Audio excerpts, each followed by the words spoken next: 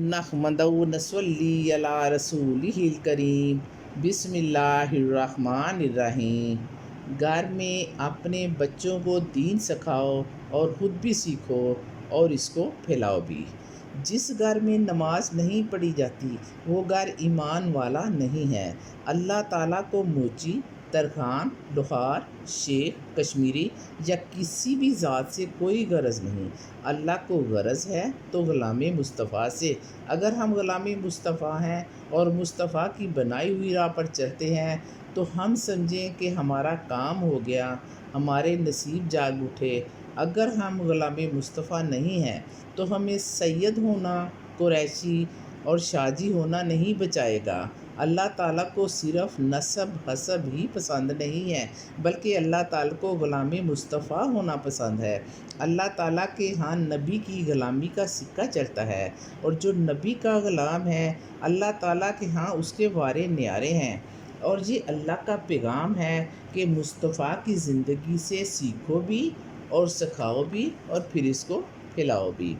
ہم کسی بھی فرقے کے نمائندے نہیں ہیں، کسی فرقے کے داعی نہیں ہیں۔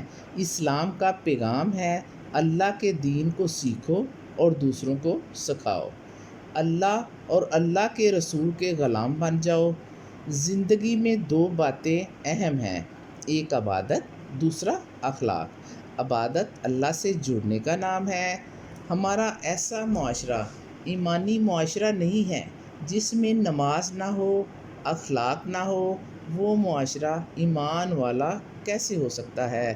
جو ماتھا اللہ کے سامنے نہ جھکتا ہو وہ نماز والا نہیں ہے۔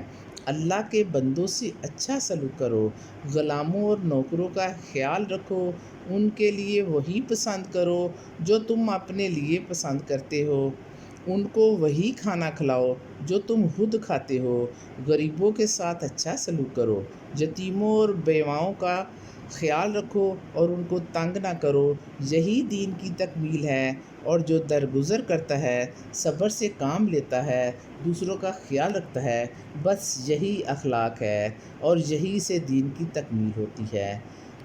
یہی سے ہم اللہ کو ایک مانتے ہیں اور اس کے رسول کو اپنا آخری نبی مانتے ہیں۔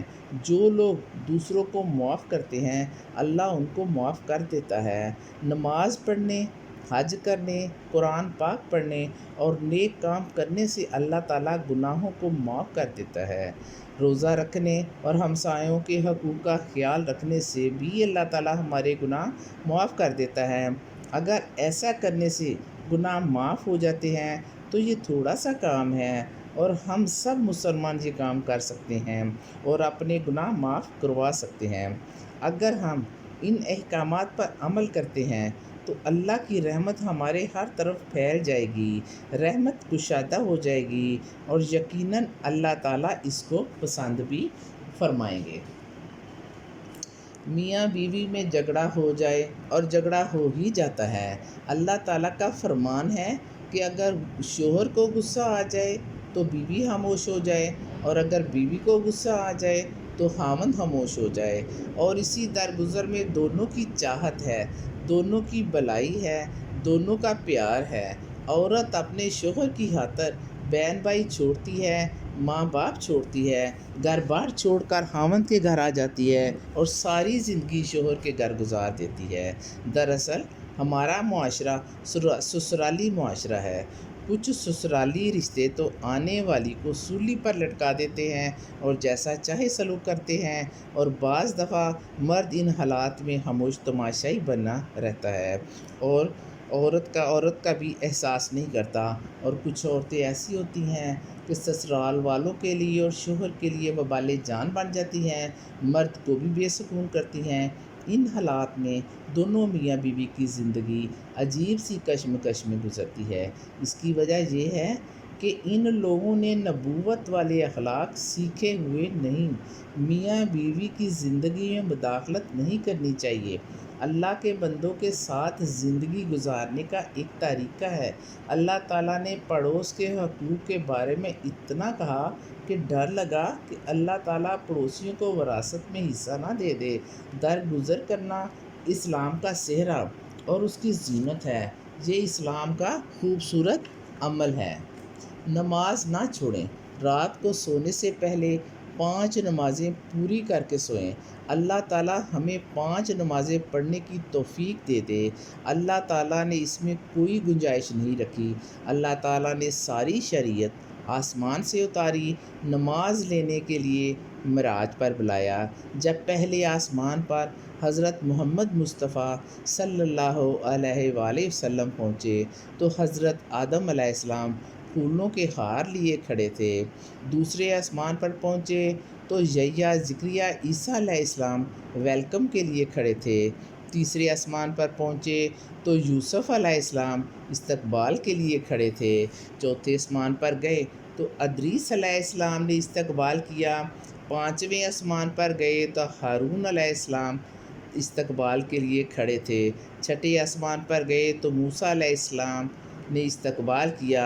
ساتویں آسمان پر پہنچے تو ابراہیم علیہ السلام، وہاں سے آگے گئے تو سدرۃ المنتہا یعنی کائنات کا اختتام۔ حضرت جبرائیل علیہ السلام نے رسول خدا سے کہا کہ اگر میں اس کے آگے گیا تو جل کر راکھ ہو جاؤں گا۔ اس کے آگے رسول خدا آپ خود جائیں گے۔ اس کے بعد آپ صلی اللہ علیہ وآلہ وسلم کیسے گئے وہ یا تو اللہ جانتا ہے یا اللہ کے رسول خود جانتے ہیں۔ اللہ تعالیٰ نے حضور کے لیے عرش کے دروازے کھول دیے اور عرش نے جھومنا شروع کیا کہ محمد صلی اللہ علیہ وآلہ وسلم تشریف لا رہے ہیں۔ اس کے بعد اللہ تعالیٰ اور رسول کے درمیان تمام پردے نور کے ہیں۔ اللہ تعالیٰ نے سارے پردے ہٹا کر محمد صلی اللہ علیہ وآلہ وسلم سے کہا، السلام علیکہ ایھا النبی ورحمۃ اللہ۔ اے میرے محبوب، آپ کا رب آپ کو سلام پیش کرتا ہے۔ آپ صلی اللہ علیہ وآلہ وسلم نے کہا، التحیات للہ والصلوات والطیبات۔ میرے اللہ، میری جان، میرا مال، میرا سب کچھ، میری بندگی سب تیرے لیے ہے۔ اس کے بعد اللہ تعالیٰ نے خوش ہو کر کہا، السلام علیکہ۔ اللہ تعالیٰ آپ صلی اللہ علیہ وآلہ وسلم کو سلام پیش کرتے ہیں۔ اللہ تعالیٰ کی آپ پر رحمت ہو، برکت ہو، سلامتی ہو۔ آپ صلی اللہ علیہ وآلہ وسلم نے عرض کی، یہ تو آپ کی بڑائی ہے کہ آپ نے مجھے سلام پیش کیا اور مجھے عزت بخشی۔ اپنے نبی پر قربان جاؤں، انہوں نے امت کو اپنے ساتھ شامل کر لیا۔ اب میری اور میری امت پر سلام۔ اللہ تعالیٰ نے رسول خدا کو فرمایا کہ روز قیامت تک آپ صلی اللہ علیہ وآلہ وسلم کا نام میرے نام کے ساتھ جڑا رہے گا۔ لا الہ الا اللہ محمد الرسول اللہ۔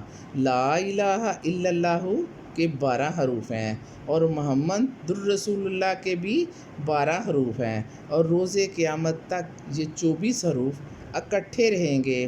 اور اللہ تعالیٰ نے اپنے بندوں کے لیے رسول کریم سے کے ذریعے 50 نمازوں کا تحفہ بھیجا۔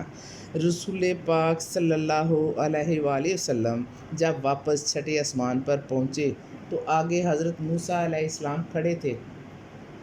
رسول پاک صلی اللہ علیہ وآلہ وسلم نے کہا کہ اللہ تعالیٰ نے اپنے بندوں کے لیے 50 نمازوں کا تحفہ بھیجا ہے۔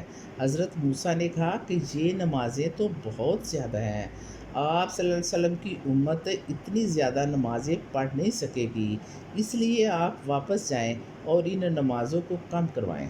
رسول خدا صلی اللہ علیہ وآلہ وسلم واپس گئے، اللہ تعالیٰ کے حضور حاضر ہوئے اور کہا، میری امت کے لیے نمازوں کو کم کر دیں کیونکہ وہ ادا نہیں کر سکے گی۔ اللہ تعالیٰ نے 5 نمازیں کم کر دیں۔ 45 نمازوں کا تحفہ لے کر واپس چھٹے آسمان پر پہنچے تو موسیٰ نے کہا کہ اللہ تعالیٰ نے 5 نمازیں تو رسول پاک صلی اللہ علیہ وآلہ وسلم نے کہا کہ اللہ تعالیٰ نے 5 نمازیں کم کر دی ہیں۔ موسیٰ نے کہا یہ بھی زیادہ ہیں۔ واپس گئے، اللہ تعالیٰ نے 5 اور کم کر دیں۔ موسیٰ کو یہ 40 نمازیں بھی زیادہ لگیں۔ یکے بعد دیگر موسیٰ نے رسول پاک صلی اللہ علیہ وآلہ وسلم کے ذریعے 5 کر کے 45 نمازیں کم کروائیں، حتیٰ کہ باقی 5 نمازیں رہ گئیں۔ ایک دفعہ بھی رسول خدا نے خود سے نمازیں کم کرنے کے لیے نہیں کہا۔ ہر دفعہ موسیٰ علیہ السلام نے کہا۔ موسیٰ نے کہا کہ امت یہ 5 نمازیں بھی نہیں پڑھ سکے گی۔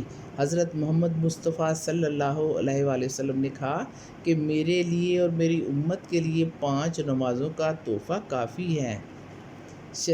شیطان اپنی شکل کو نورانی بنا کر حضرت عبدالقادر جیلانی کے سامنے آئے اور کہا کہ اللہ تعالیٰ نے تمام نمازیں آپ صلی اللہ علیہ وآلہ وسلم کو معاف کر دی ہیں۔ عبدالقادر جیلانی نے کہا یہ تو شیطان ہے، اللہ تعالیٰ نہیں، اللہ تعالیٰ نے اپنے بندوں پر 5 نمازیں فرض کی ہیں۔ موسیٰ نے کہا آپ کی امت اتنی نمازیں بھی نہیں پڑھ سکے گی۔ رسول پاک صلی اللہ علیہ وآلہ وسلم نے کہا اب مجھے شرم آتی ہے نمازیں کم کرواتے ہوئے، اگر اللہ تعالیٰ نے ان کو بھی کم کر دیا تو میری امت اللہ تعالیٰ سے کیسے تعلق پیدا کر سکے گی؟ حضرت موسیٰ نے کہا کہ میری امت کو 2 نمازیں 2 رکعت فرض ہوئی تھیں، میری امت وہ بھی نہیں پڑھتی تھی، یہ نمازیں باجماعت نہیں تھیں۔